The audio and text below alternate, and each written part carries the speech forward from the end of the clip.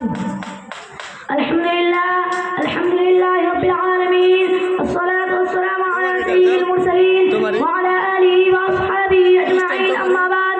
قال الله تعالى: أعوذ بالله من الشيطان الرجيم، بسم الله الرحمن الرحيم. وقضى ربك ألا تعبدوا إلا إياه وبالوالدين إحسانا. صدر محترم، حکم صاحبان، مشفق مربی، اساتذہ اکرام، دور دراز سے تشریف لائے ہوئے مہمانان عظام اور میرے عزیز ساتھیوں، آج کی اس سالانہ انجمن میں میں جس عنوان پر روشنی ڈالنا چاہتا ہوں وہ ہے حقوق والدین. کیا آپ بتلا سکتے ہیں کہ اللہ کے بعد دنیا کی وہ کون سی ہستی ہے جس کے احسانات ہم پر سب سے زیادہ ہے؟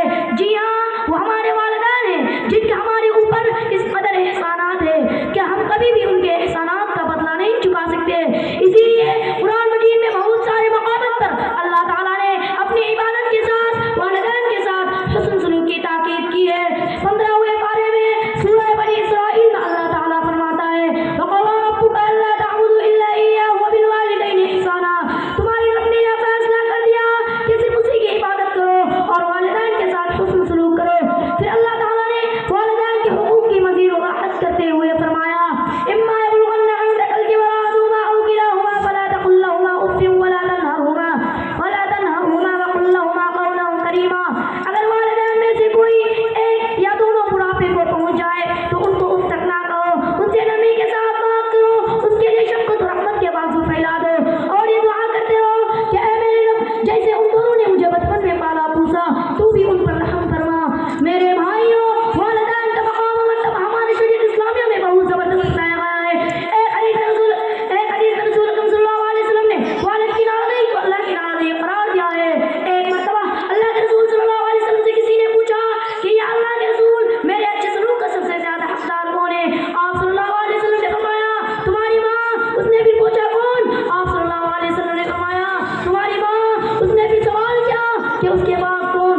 آپ صلی اللہ علیہ وسلم نے فرمایا: تمہاری ماں. چوتھی مرتبہ جب اس نے پوچھا کہ اس کے بعد کون؟ آپ صلی اللہ علیہ وسلم نے فرمایا: تمہاری ماں. تمہاری والد. میرے بھائیوں، ایک حدیث میں اللہ کے رسول صلی اللہ علیہ وسلم نے اس شخص پر دعا کی جو اپنے والدین کو بڑھاپے کو عالم میں پایا، پھر ان کی خدمت کر کے اپنے آپ کو جنت کا مستحق نہ بنا سکے. مگر یاد رہے کہ اگر والدین کوئی ایسا حکم دے جو اللہ اور رسول کے فرمان کے خلاف ہو تو اس وقت ان کی بات نہیں مانی جائے گی. اللہ تعالیٰ قرآن مجید میں فرماتا ہے: وَإِنْ جَاهَدَاكَ عَلَىٰ أَن تُشْرِكَ بِي مَا لَيْسَ لَكَ بِهِ عِلْمٌ فَلَا تُطِعْهُمَا وَصَاحِبْهُمَا فِي الدُّنْيَا مَعْرُوفًا. یعنی والدین اگر تمہیں شرک میں مبتلا کرنے کی کوشش کرے تو ان کی اطاعت مت کرو، البتہ دنیا میں ان کے ساتھ بھلائی کا سلوک برقرار رکھو. یہیں سے میں اپنی تقریر کو ختم کرنا چاہتا ہوں. آخر میں اللہ تعالیٰ سے دعا ہے کہ ہم سب مسلمان بھائیوں بہنوں کو والدین کی خدمت کرنے کی توفیق عطا فرمائے. آمین. وآخر دعوانا ان الحمد للہ رب العالمین.